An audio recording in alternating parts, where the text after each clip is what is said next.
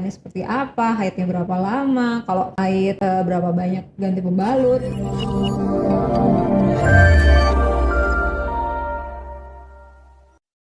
Oke, sahabat Bella, kembali lagi di PDKT Podcast Dokter Terpercaya. Nah, hari ini kita punya tema untuk mioma uteri. Jadi buat sahabat-sahabat Bella yang punya masalah di menstruasi ya, ini khususnya podcast buat wanita nih sebenarnya. Jadi buat yang menstruasinya berasa kok keluarnya lebih banyak, udah gitu periodenya lebih lama, atau mungkin ya ada keluhan seputar di saat BAB atau pipis ya, atau sering nyeri panggul, nggak sembuh-sembuh. Atau bahkan nih, sorry ya, misalkan sering keguguran, beberapa kali keguguran, atau mungkin sulit punya anak kandungan gitu ya. Nah, mungkin bisa jadi ini merupakan keluhan seputar tema yang akan kita bahas hari ini, yaitu mioma uteri. Nah, untuk tema mioma uteri hari ini kita akan dibantu jelaskan oleh dokter spesialis kebidanan dan kandungan, yaitu dokter Dewi Maharsita, spesialis objin.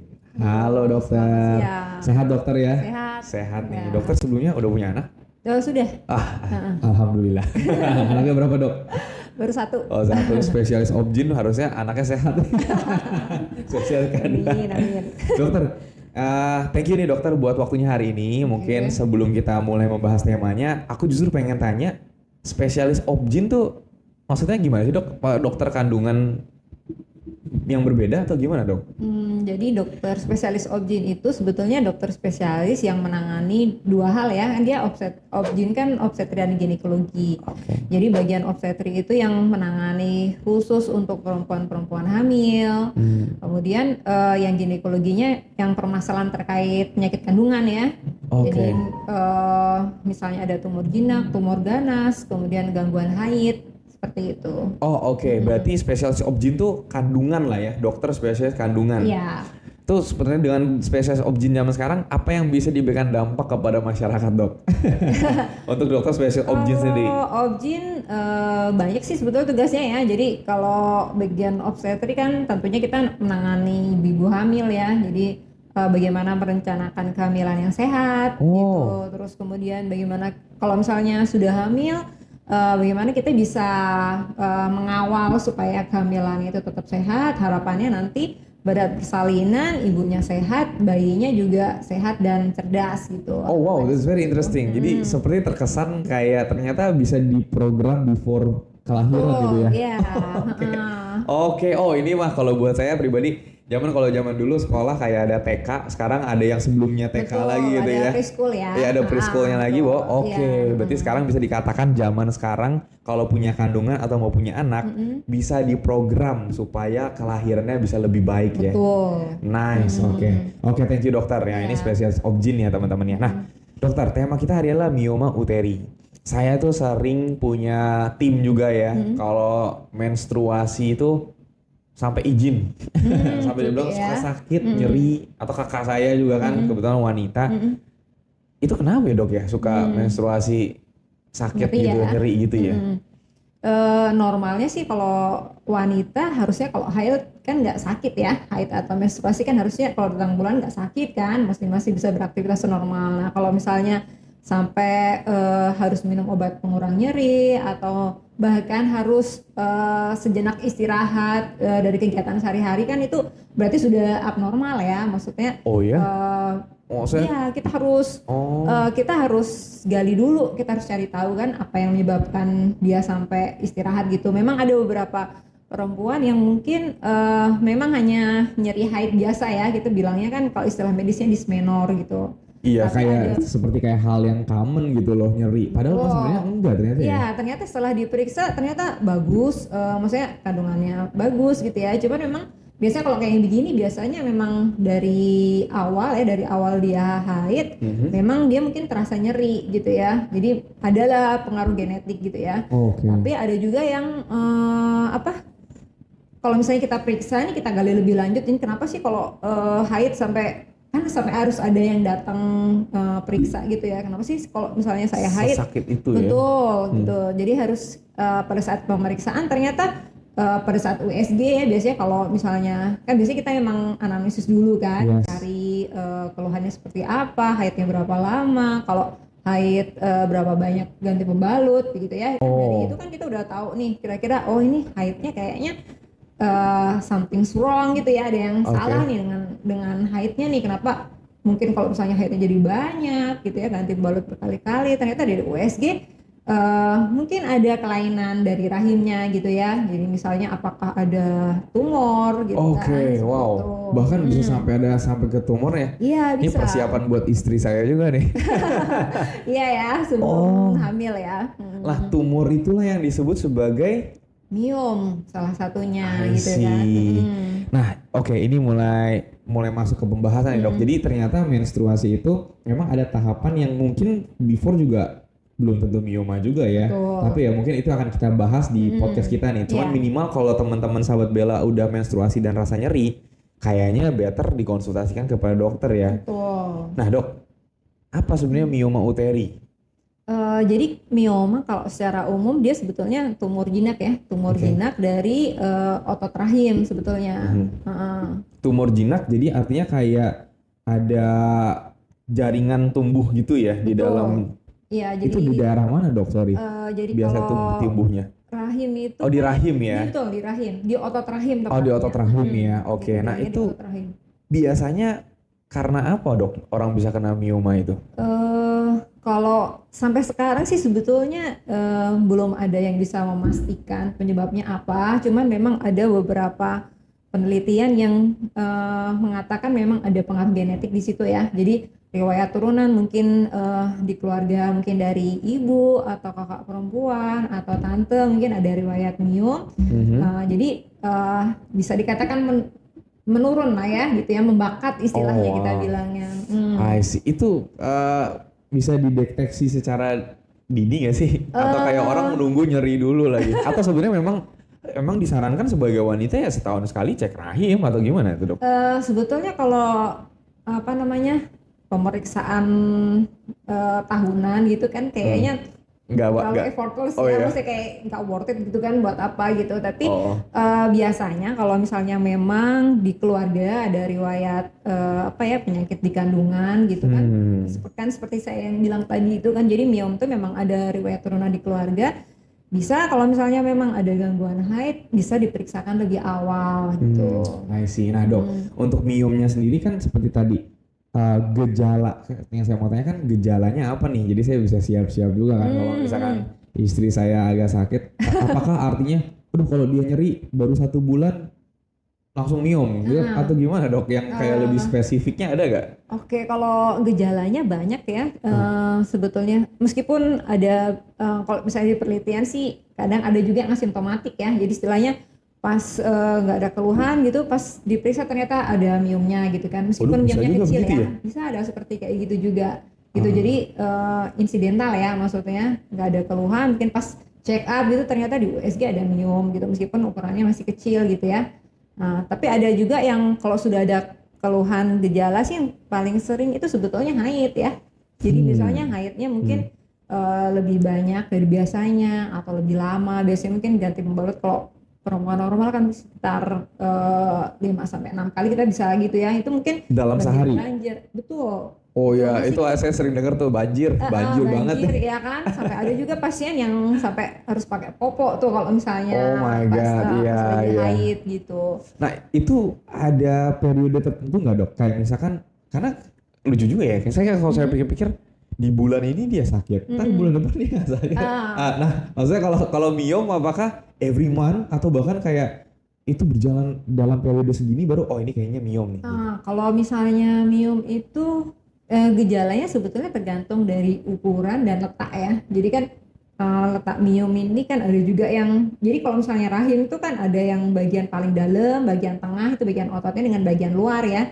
Nah biasanya kalau yang di dalam kan dia akan menambah permukaan dari dinding rahim yang setiap bulan memang dia akan meluruh gitu ya. Meluruh itu artinya maksudnya lapisan dinding rahim itu memang setiap bulan dia didesain untuk dia meluruh. Itulah yang jadi darah haid ya. Keluarnya itu ya. Betul. Nah biasanya kadang-kadang kalau misalnya miomnya, kita bilangnya sih miomnya submukos ya kalau bagian di istilah medis ya. Nah biasanya kalau miom yang submukus itu memang dia haidnya akan banyak gitu ya, banjir-banjir gitu. Dan mungkin kadang-kadang nyeri, kram gitu kan, karena dia kontraksi dari otot rahimnya itu. Atau miomnya ada di dinding di intramural ya, di otot itu. Nah ini yang biasanya yang paling sering ini sih gitu. Jadi kadang-kadang mungkin haidnya jadi nyeri, terus kadang-kadang kalau udah besar kan kadang suka keraba tuh di perut gitu ya. Jadi perutnya kok kayak mungkin awalnya begah dulu tuh gitu Itu kan. dia tuh mungkin yang Begah kalau misalnya makan sedikit biasanya nambah nih gitu kan. Taunya kok kayak makan sedikit aja udah kenyang ya, udah kerasa penuh gitu. Nah setelah diperiksa ternyata perutnya udah ngebesar tuh gitu kan, rahimnya ternyata udah ngebesar gitu. Jadi apa ya? Mungkin simptomnya tergantung dari ukuran dan lokasi dari miomnya itu. I see. Dan itu tidak dalam kurun waktu tertentu ya. Maksudnya kalau memang dia udah terasa kayak gitu ya better langsung asap cek aja gitu ya. Betul, kan istilahnya apa ya? Semakin cepat semakin bisa kita tindakan apa yang harus kita kerjain gitu. Karena lagian gimana juga udah feels unnormal juga kalau misalkan begitu banjirnya atau bahkan begitu sakitnya gitu ya. Jadi ya nah buat sahabat Bella ya, buat para wanita khususnya ya menghimbau kalau misalkan ada rasa-rasa yang tidak nyaman berlebih, better dicek aja. Karena tadi kata dokter lebih cepat lebih baik. Betul. Nah itu dia dok. Pertanyaan selanjutnya, ada tingkat keparahannya nggak dok yang kayak oh yang ini masih still okay, nggak harus perlu tindakan, jadi no need to worry, asal datang kasih obat kelar. Atau bahkan oh ini udah harus ada tingkatan nggak atau jenis-jenisnya? Gitu ya. Kalau tingkatan sih tergantung dari apa namanya ukuran itu ya. Ukuran. Yang pertama sih dari keluhannya pasien ya. Kan kita biasanya pasien itu akan datang sesuai dengan keluhannya kan. Ada yang maksudnya kayak haidnya banyak, udah biasa setiap bulan juga kayak gini gitu kan, jadi cenderung diantepin. Ada juga yang maksudnya kok jadi haidnya jadi banyak ya, gitu ya. Ada yang langsung wah harus ada yang nggak beres nih gitu kan, harus pergi ke dokter gitu. Nah jadi biasanya kalau ukurannya kayak misalnya kalau misalnya di intramural ya, di otot rahim misalnya kalau masih kecil kita masih bisa observasi dulu gitu. Cuman observasi maksudnya apa dok? Lihat nanti bisa hilang sendiri. Kalau hilang sih enggak ya. Oh nggak mungkin tanpa tindakan. Enggak hilang tanpa tindakan enggak. Jadi mungkin dia ukurannya hanya stay di begitu aja, tapi untuk mengecil tanpa diobati ataupun saya tanpa tindakan operasi itu kadang-kadang ada tuh ya pasien yang saya takut nih mau minum obat terus gitu kan, atau apa namanya takut dioperasi nanti pergi ke alternatif aja terus berharap kadang-kadang terus langsung hilang biomnya gitu kan. Nah itu kalau kita sih medis sih hampir nggak mungkin ya gitu. Tapi lebih jadi gini, kalau misalnya dia kecil diagnosanya lebih baik tetap ditindak atau dibiarkan nggak apa-apa? Itu tergantung dari kebutuhan pasien sebetulnya. Nah, jadi kalau misalnya ini udah menikah gitu ya, setahun atau nggak usah setahun sih, misalnya orang habis menikah pasti pengen dong punya anak kan, gitu. Jadi mungkin dia kan six health lebih cepat gitu ya. Jadi mungkin kalau misalnya apalagi kalau misalnya mungkin dari sebelum hamil dia udah tahu tuh ada miomnya gitu kan. Nah, yang kayak gini kan karena pasien itu kebutuhannya pengen punya anak. Untuk yang kayak terutama yang miom-miom yang submukus itu ya, karena dia kan menurunkan kesuburan tepatnya. Nah, jadi harus diterapi lebih cepat gitu.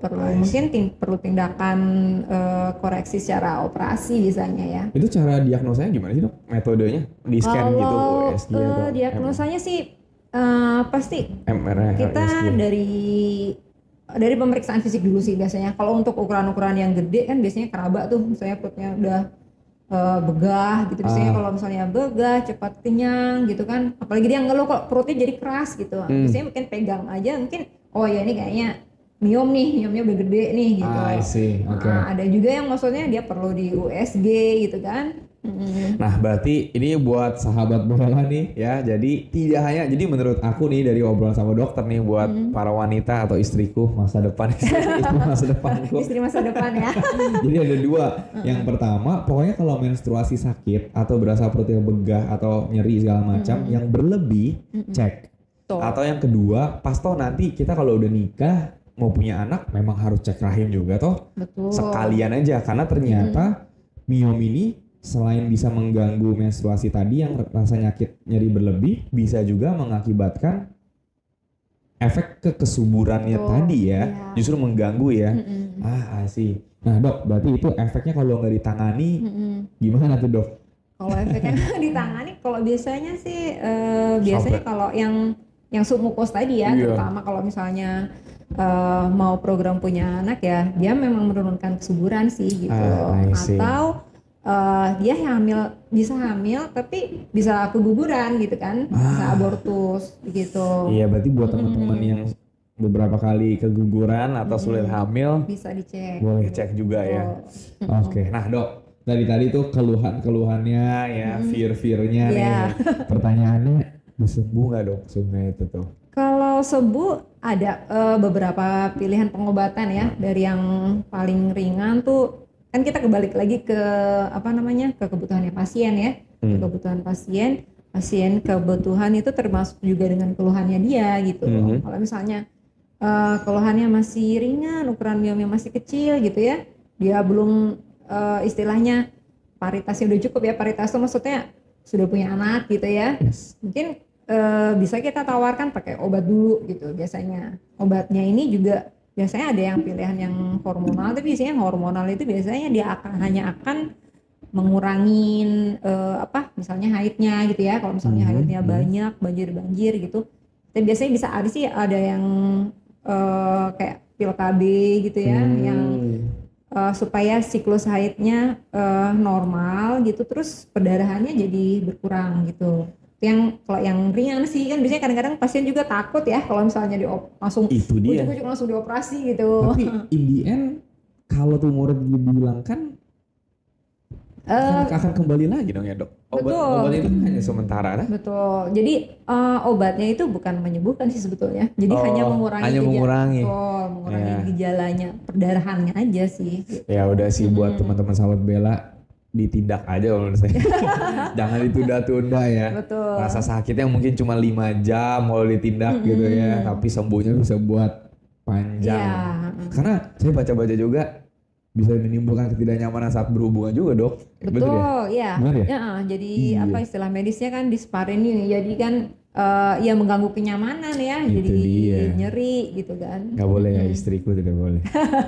Mudah-mudahan nggak kena. Nah, Iya. justru itu dia. Jadi metode pengobatannya bisa tadi dengan obat untuk meredakan rasa nyeri. Betul. Namun untuk tindakan menghilangkannya perlu operasi. Betul. Dan itu kalau dioperasi bisa sembuh kan dok?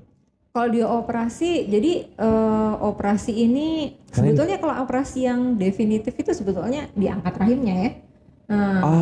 Cuman kalau diangkat rahim ini kan Jadi nggak bisa hamil dong ya? betul gitu. Jadi memang pilihan operasinya itu kita kembalikan lagi ke kebutuhannya pasien gitu. Biasanya angkat rahim ini kan ya ibaratnya kalau misalnya ototnya udah nggak ada, itu nggak akan mungkin tumbuh lagi kan, karena dia kan si miom ini hanya tumbuh di rahim gitu. Tapi kalau misalnya ini kan jadi PR kalau misalnya masih belum punya anak atau masih menginginkan untuk punya anak gitu. Jadi kita lebih ke preserve uterusnya, rahimnya itu kan, jadi dipertahankan. Jadi pilihannya kita bisa pakai operasi hanya mengangkat miomnya aja gitu. Itu kita bilang miomektomi.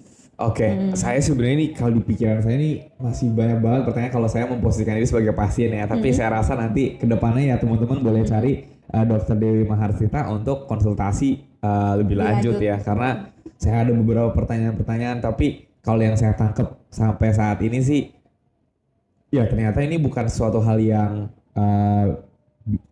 dianggap ringan ya, walau dia udah kelasnya udah tumor nih. Kalau mioma uteri ini yang dimana tadi ya bisa nyeri berlanjut, bahkan bisa sampai gak punya anak gitu ya. Tapi ya gimana, karena tadi penyebabnya saat ini masih belum ada yang pasti, bisa jadi turunan dan lain-lain ya. Tetap semangat pastinya dokter ya. Betul. Dokter kalau ketemu pasien gini ngomongnya gimana tuh dok? Pernah Pak, cukup tinggi nggak sih dok ini sebenarnya masalah miom ini? Miom ini untuk kasus ginekologi udah yang paling sering sih sebetulnya. Oh paling sering justru ya? Selain gangguan haid ya.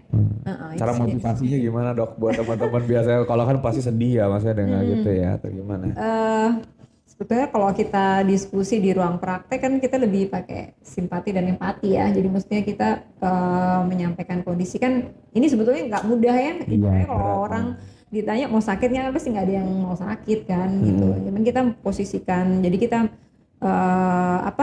pasti kita menyampaikan juga fakta-faktanya apa, tapi kita juga menawarkan juga jalan keluarnya seperti apa gitu. Nah itu dia sahabat Bella, jadi terus semangat ya, pokoknya yang penting positif mindset like Betul, always ya dok ya. ya, karena buat apa juga bersedih atau terhalang-halangi juga nggak ada manfaatnya ya. Yang penting kita cari jalan keluarnya gitu. Nah yang pasti yang pentingnya adalah tadi, menurut saya pribadi ya dok, maksudnya sebagai seorang wanita nggak usah ditahan-tahan lah. Maksudnya metodenya gimana dok kalau buat ininya scanningnya USG? Untuk scanning ya yang paling mudah, nyaman dan lumayan terjangkau sih USG Iya, ya. dan biayanya nggak terlalu mahal ya dok ya? Betul. Masih di bawah 500.000? Masih inilah masih masuk di akal ya. Jadi maksudnya sekali seumur hidup cek aja USG, kayak makan nonton satu malam, iya kan? Iya. Tapi efeknya daripada Takut-takut tuh. tiba-tiba udah gede. Iya. Karena tadi kalau udah kecil ada metode pengobatannya. Ya minimal dicegah lah untuk nggak terlalu besar gitu ya dok ya. Iya. Nah untuk metode pengobatannya tadi yang dokter cerita itu semua di rumah sakit Bella tentunya bisa dong. Ya di rumah sakit kita di rumah sakit Bella bisa dikerjakan tindakan yang operasi itu ya. Injeksinya juga ada sih terutama untuk yang yang masih ukurannya kecil ya. Kemudian kalau tindakan operasinya bisa dikerjakan di rumah sakit Bella. Oke, pastinya tentu dengan teknologi-teknologi yang termajukan ya, karena nah ini dokter adalah podcast pertama setelah logo kita baru nih nih dokter. Jadi kita menghimbau masyarakat lebih banyak lagi punya anak maksudnya. Enggak, maksudnya dicek dulu biar anak pada sehat ya. Betul, ya. Jadi bayi-bayi di Bekasi harus sehat melalui rumah sakit Bella, dokter spesialis obgyn. Betul. Iya. Untuk masa depan ini Indonesia Emas 2045 ini kan tagline-nya pemerintah. Berawal dari kota Bekasi bersama rumah sakit Bella. Nah dokter, terakhir penutupnya adalah tentu tips ya dokter ya. Jadi kita telah mengetahui ini untuk miom adalah merupakan sebuah penyakit yang cukup serius ya, karena tindakannya bisa kalau tidak ditindak bisa nyeri yang berlebih, bisa kesuburan juga terganggu, dan ya memang untuk tindakan pengobatannya memang harus operasi ya. Nah seperti kita tahu tadi ada yang kecil, ada yang besar. Nah mungkin tips-tipsnya dok supaya jangan sampai yang terlambat tuh gimana dok penutupnya? Jadi sebetulnya karena masih banyak faktor ya yang menyebabkan kenapa sih orang bisa sampai miom gitu ya. Jadi kalau misalnya dari riwayat genetik, riwayat di keluarga, kalau misalnya mungkin ada saudara perempuan, mungkin tante, kakak perempuan, ibu mungkin ada riwayat miom, bisa mungkin diperiksakan dari awal ya, mungkin dan reguler sesuai dengan kebutuhan dan saran dari dokter ya. Seperti itu. Terus ada juga yang sekarang perubahan lifestyle ya, karena dari beberapa penelitian juga ada yang bilang ini ternyata berhubungan dengan indeks massa tubuh nih, maksudnya jadi orang-orang yang berat badannya berlebih ya, yang obes gitu biasanya memang lebih beresiko untuk kena miom gitu, sama orang yang kebanyakan yang suka makan daging merah ya gitu, biasanya sih ada memang beberapa penelitian ada yang menyebutkan seperti itu. Jadi ya perubahan lifestyle ya, jadi mungkin istirahat yang cukup, olahraga teratur gitu kan, untuk menjaga supaya berat badannya nggak jatuh ke obes tadi gitu. Ya, ujungnya balik lagi ke dasar lah ya, jaga lifestyle yang sehat dan juga deteksi dari dini. Ya. Gitu aja. Oke, thank you so much Dr. Dewi Maharsita. Sama-sama. Hopefully dokter masih terus sehat juga. Amin. Dan mensejahterakan bayi-bayi masa depan kita di Bekasi ya dokter ya. Oke, thank you ya. Jadi mungkin buat hari ini itu aja buat teman-teman untuk yang mioma uterinya. Sampai ketemu lagi di podcast Dokter Kesehatan Terpercaya selanjutnya. Terima kasih. Dadah. Dadah.